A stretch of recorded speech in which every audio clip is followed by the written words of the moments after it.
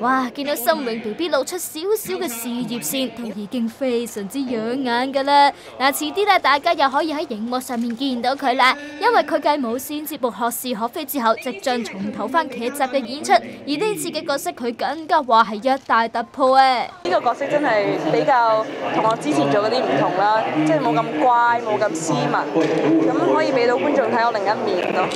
好型嘅，型格嘅，好多 BB 嘅喎，你呢套係啊，全部都係香香啦、翠兒啦，我哋仲要係同一個經理人嘅，所以好開心嘅可以一齊開。咁我就主要見到香香多嘅。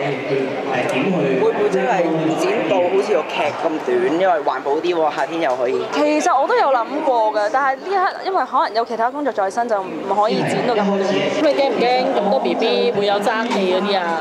我諗唔會啊，因為我哋每一個嘅喺套劇嘅路線都好唔同嘅，咁其實已經劇本寫好咗㗎啦，所以爭嚟都冇用嘅。我哋大家都係為咗嗰套劇好嘅啫，所以戲份多與少係冇關係。